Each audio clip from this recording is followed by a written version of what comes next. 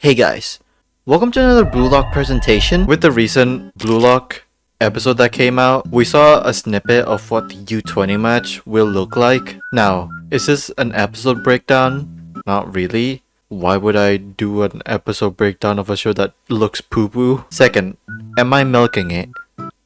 There's been a lot of coping mechanism that they're saving the budget for the U20 match since it is one of the most hyped up arcs in Blue Lock. So, did it deliver the hype for one of the most prolific PowerPoint presentation in anime? Okay, I'ma stop. We kind of already seen what the stadium will look like in the Nagi movie, so the concept was already there. The atmosphere of the stadium, you can feel it. I do think if they had like Japan flags or someone like flailing the flag around in the stadium, like in the manga, it would have been more immersive. Maybe the music leading up to the match was a bit too upbeat for me, but that's just nitpicking. Everything else was good this episode, besides the still frames. And why was Aiku's aura red when in the OP it's literally different? But the most impressive part is the crowd was mostly hand-drawn. I'm talking about when they were walking around. It was 2D besides the time-lapse thing and the stadium crowd. Oh my god, you think that's impressive? Shut up. I literally got excited from 2D effects. Like, what other show can be that low of a bar? Also, nice anime original stuff with the Blue Lock parents and our boy waking up. It's definitely a nice ad. Unlike in the manga, from this straight up to this. Hopefully they can mix the crowd and the match together so it brings that atmosphere rather than it's just a different background, but it feels like we're still in the box. The blue box. One more thing about this episode, that the CG looks a bit worse because they can't really hide it as much before since the third selection. It looks better there because everything was darker, the uniform, lighting, all sorts of that. Not saying the CG looks bad, it's average, but the overall composite looks better, maybe because how bright it is now? I don't know. So, is everything gonna look better this arc? The straightforward answer is hell no! It's very obvious the conditions is not gonna get better, probably worse when we get deeper in the season. Yes, I was coping a lot back then, but I can put two and two together, leading me to your mom's house. I mean, bad production. Like, if the first 5 episodes were outsourced, then I would have kind of got it, but it's not gonna look better. Will it be better than the third selection? Maybe by a small margin. It is the main thing that's promoted in this season, although it's harder material to adapt since we're in a fucking stadium. Don't worry, because I've talked to some animators that they will come back for the U20 match. What's your source? I made it up. 8-bit is the easy thing to blame because normies don't really understand how the industry works. In my previous video, I said that people thought there were only one animator animating some of the episodes. I still can't believe how dumb people can be. Listen, if there's no animators, your shows will look like this. Just storyboards. Even for scenes to you that doesn't look anything special, there is still someone drawing it. That's just how it works. And people saying that, oh my god, the dialogue scene, or when they're just talking, they can get away with it with still frames. Even if it moves, most normies will never appreciate good character acting, good direction, good shot composition, or visual storytelling, even if it's right in front of you. 8-bit is definitely producing a lot of projects this year. The studio has produced 6 shows or seasons and a movie this year, totaling up to 87 episodes, and again, a movie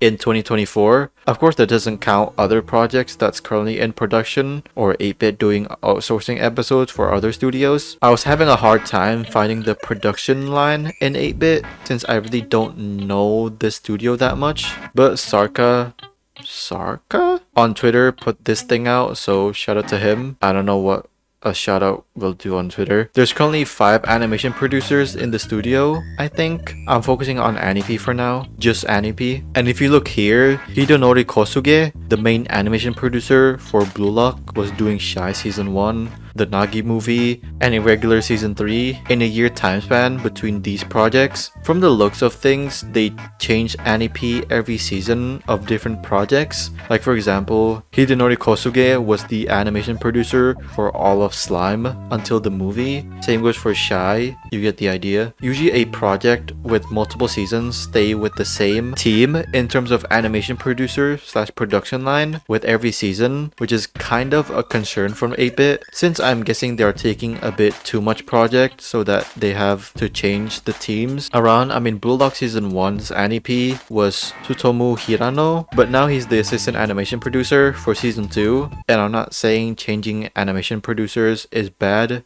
This is just me speculating. Of course, most of these projects have different core staff. That's the most important one. Yamano Susume had different animation producers every season, but it still looked amazing every episode with the same core team. And in 2021, they only had 74 staff members. In 8-bit, of course, the number rises now probably. Every studio has different production lines. In A1, SAO and SO leveling will not disrupt Kaguya-sama and Makeine.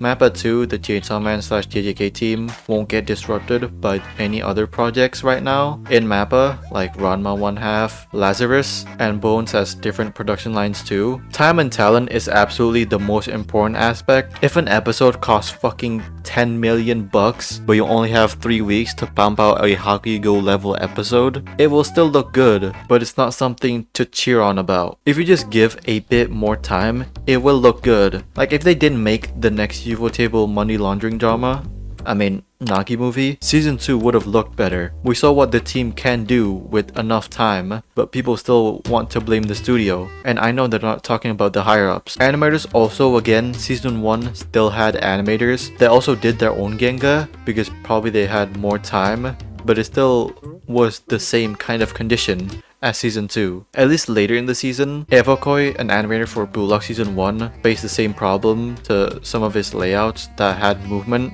got removed. In today's industry, there is a shortage of animators because more really good looking shows are being made, so that sucks up all of the talent to those projects. The working conditions and schedules does also play a factor. If a project is strict on giving animators creative freedom, that's just not gonna be an interest for animators. Martin King's getting low pay is not the main factor why he left. I do remember in the interview he said that he got paid twice as less compared to other projects that he worked on. It's just that his work got scrapped and not used in the final product because anime is a passion-driven industry. Why did all of these talented animators come to JJK although they hate Mappa? Because they just want to help a friend out, being Goso the director. Or Hakugo. Connections lead to more connections. That's why Uma Musume looks fucking incredible. The Saigen Pictures ones at least. Because they had time and talent. Take Slime right now. Season 3 didn't look as good as the previous seasons. Nothing too major of a downgrade. But some of the animators wasn't there for the third season. The standout animators like Kosuke Kato,